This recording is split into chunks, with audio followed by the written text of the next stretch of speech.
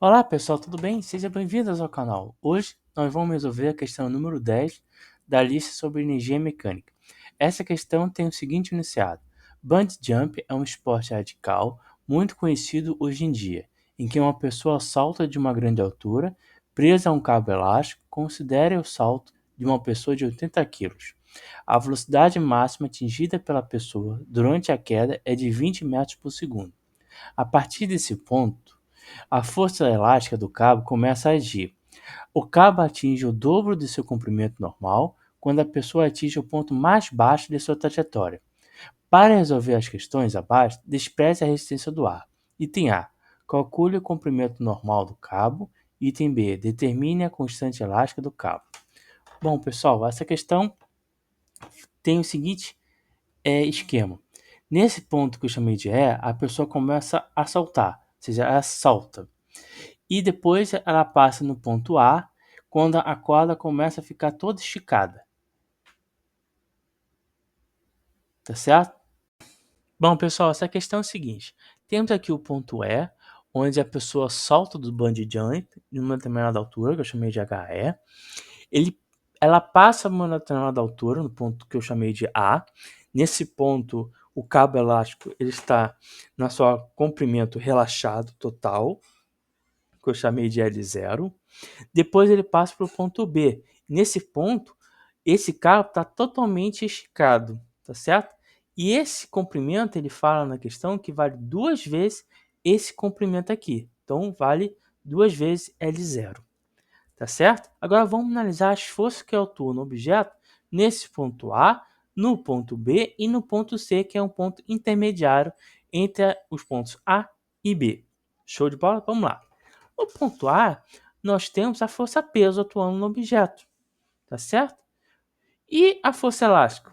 Bem, né, a força elástica nesse ponto é zero. Por quê? Porque o cabo não está esticado, tá certo?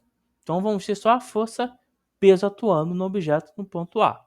E no ponto B? No ponto B, continuamos tendo a mesma força peso atuando e temos agora a força elástica. Por quê? Porque agora o cabo está esticado.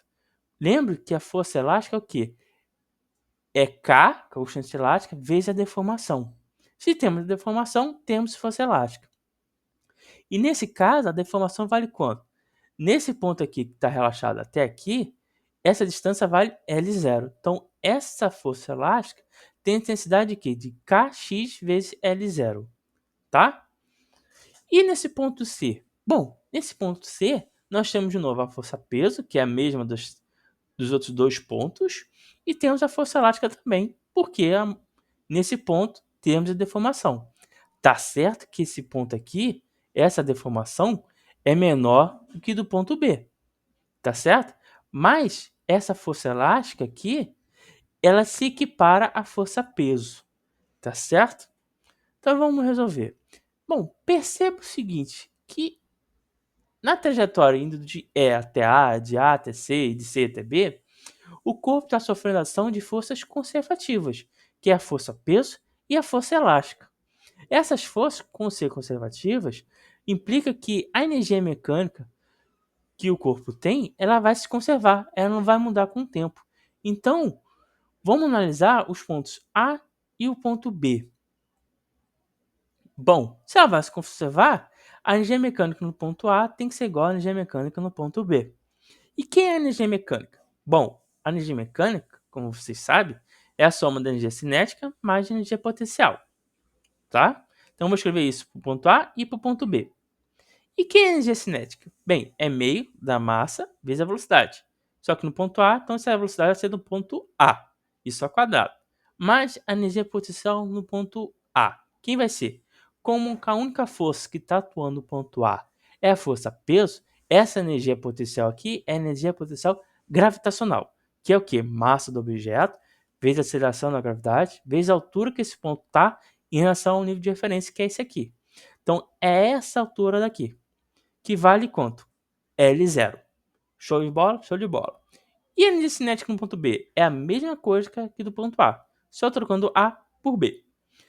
E agora tem um detalhe, que a energia potencial do ponto B é a soma de duas energias potenciais, uma gravitacional e a outra elástica. Por quê? Porque no ponto B nós temos a força elástica e a força peso, tá? A energia potencial gravitacional é a mesma forma do ponto A, só trocando A por B. E a energia potencial elástica é o quê? Meio da constante elástica, K, vezes a deformação da mola ao quadrado. E que é a deformação? Vai ser daqui, do comprimento relaxado, até aqui, que vale L0. Com isso, nós vamos obter essa equação daqui. Quem é V0? V0, ele diz, vale 20 metros por segundo. E HA, a gente já descobriu que é L0. E a velocidade do ponto B, como ele está no deslocamento máximo, essa velocidade é zero. Tá certo? E aqui a altura do ponto B, ele vale zero. Tá certo? Então vamos ter essa equação daqui. Vai ficar meio da massa do objeto, vezes a velocidade no ponto A, que é 20 ao quadrado, mais mg, L0 igual a K, vezes L0 ao quadrado sobre 2. Tá certo? 20 ao quadrado é 400. Então vai ficar 400 dividido por 2 vezes m, mais mgl, igual a kxl0 ao quadrado sobre 2. Tá certo? Então, vamos passar esse 2 que está dividindo para o outro lado, multiplicando, e esse L02 que está multiplicando aqui para o outro lado, vai passar para o outro lado dividindo. Então, vou ficar com essa expressão daqui. Tá certo? Então, 400, dividido por 2 dá 200. Então, vamos ficar com essa expressão daqui. Repara que agora nós temos que descobrir quanto vale esse comprimento relaxado do cabo L0 para descobrir quanto vale essa constante elástica. Tá certo? Mas antes de... Bom, pessoal, antes de continuar, vamos analisar por que essa velocidade do ponto B é zero. Tá certo? Para isso, vamos analisar aqui o ponto A. Bem, no ponto A, nós já sabemos que está sofrendo ação da força peso. Tá certo? Somente. Então, o que acontece? Que nesse ponto, a força resultante vai ser a força peso, que, para a segunda lei de Newton, é massa vezes aceleração.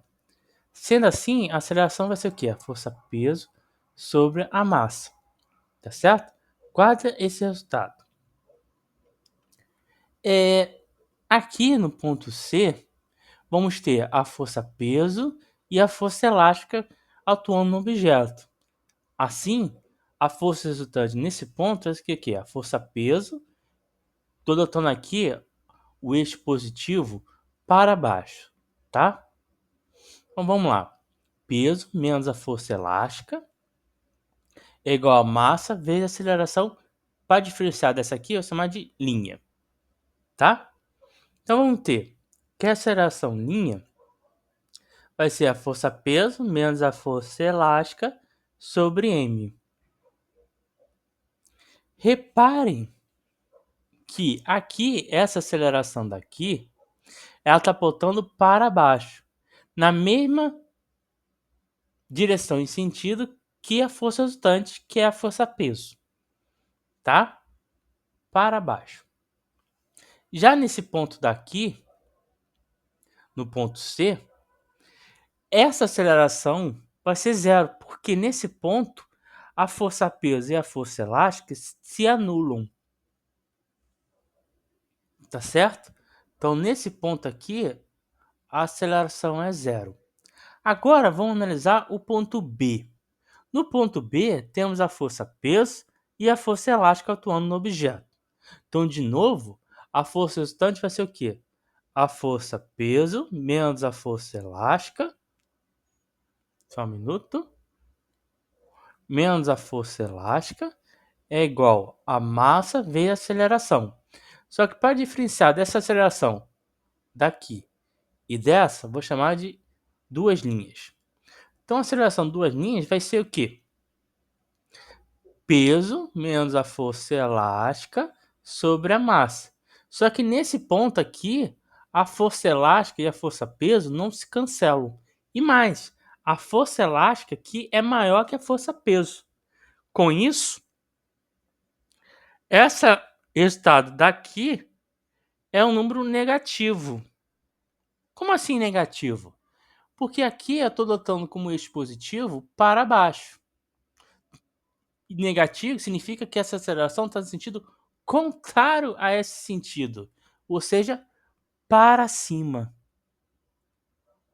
Tá certo? Então repare o seguinte. Aqui, daqui até aqui, a aceleração vai diminuindo. Tá certo? Mas ela continua sendo positiva. O que significa aceleração positiva? Quer dizer que a velocidade vai aumentando. E aqui, desse ponto para cá, a aceleração muda de sentido, ou seja, fica contrária ao movimento. Sendo assim, a velocidade vai diminuindo. Quando ela chega aqui, então, essa velocidade ela vira zero, ela se anula, tá certo? Por isso que essa velocidade nesse ponto é zero, tá bom?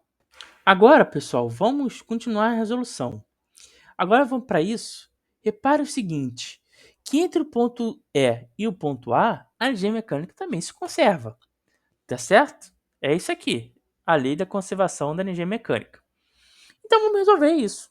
Vamos escrever essa conservação da energia mecânica por esses dois pontos e ver o que acontece. Vamos lá. A energia mecânica é energia cinética mais energia potencial. Aqui é energia potencial gravitacional, porque a força elástica no ponto E até o ponto A, ela vale zero. E no ponto A mesma coisa que do ponto E, só trocando E por A. Tá certo? E a velocidade no ponto E é zero, porque ela salta.